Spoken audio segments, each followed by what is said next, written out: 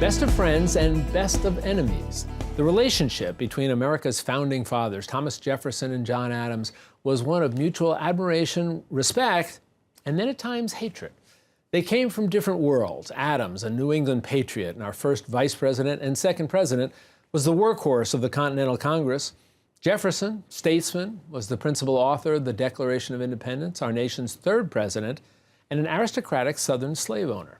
Brought together by politics during the American Revolution, their relationship helped to birth our nation, while their subsequent fallout did much to fix its course. Now, from the great historian of the American Revolution, New York Times best-selling and Pulitzer Prize-winning Gordon S. Wood, comes a new book titled Friends Divided, which examines their complicated relationship and what we can learn from them for today's political divisions. And we're delighted to have Professor Wood joining us right now. Gordon, it's nice to have you here. I'm delighted to be here. Good. So let me start off with your assessment of the personalities of these two towering but very different people. Let's start off with John Adams. How would you describe him? Irascible, facetious, he loved to make jokes. He's a very different character from Jefferson. They couldn't be more different in temperament. He loved to talk. He turned his conversations into arguments. He was excitable, short-tempered, but had he liked to razz people. Right. And that was not Jefferson's style at all. Talk about Jefferson then, and reserved. his style. He talked with like his arms across. Really? It's part of his reserved nature. He was utterly polite, and he made that a part of his personality. Of course, he didn't always love the people he talked about, so he had a reputation for being two-faced, because he was polite. You don't say what you think if you're going to be polite, and Adams tended to tell people what he thought. Tell it like it was in his mind. Exactly. Let's talk about their politics then, and how different they were from each other. And let's start again with John Adams. The only thing they had, well, they have two things in common. One, support for the Revolution, and support for America. And the other thing they had in common was their hatred of Hamilton.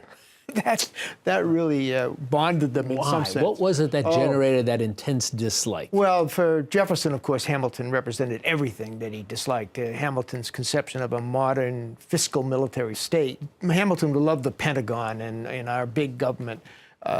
Jefferson's an ultimate optimist. He's a Pollyanna about everything. He's a real American innocent. He thinks if you could just get rid of the monarchical government, then everything would be fine. People would just love one another.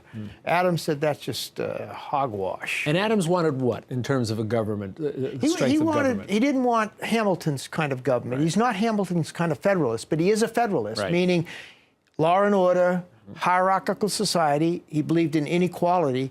Jefferson believed that all men are created equal, literally, at least all white men. And Adams says, no, that's wrong. All men are created unequal.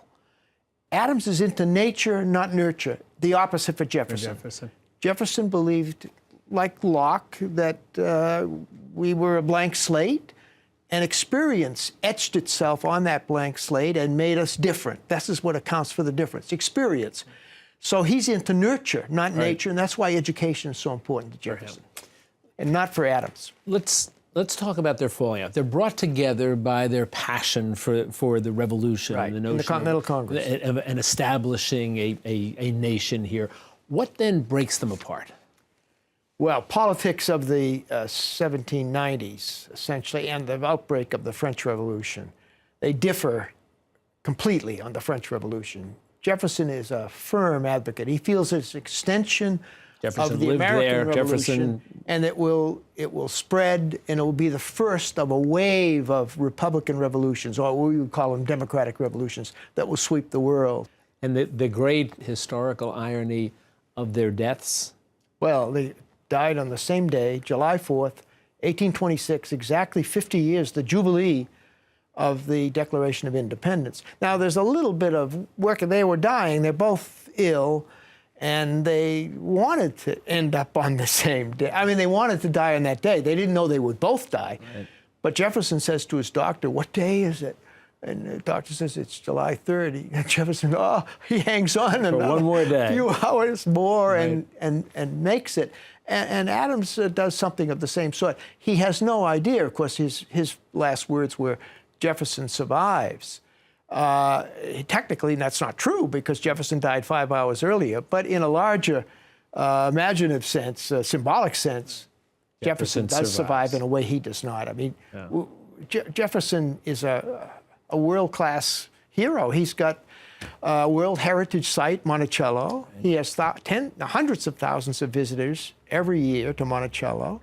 He has this huge monument in Washington, D.C. on the tidal basin next to the wall. Jefferson So what does Adams have? He has this modest home up in Quincy, which is hard to get to. It's run by the National Park Service. Again, he knows he's not in the same league with Mr. Jefferson. But he's okay with it. Again, it's called Friends Divided, John Adams and Thomas Jefferson. It's a marvelous read, such great stories. You almost get a sense that you're reading a novel about these two men. Gordon Wood, it's a pleasure having you here. Thank you very much. Congratulations on great work, and you be well. Thank you.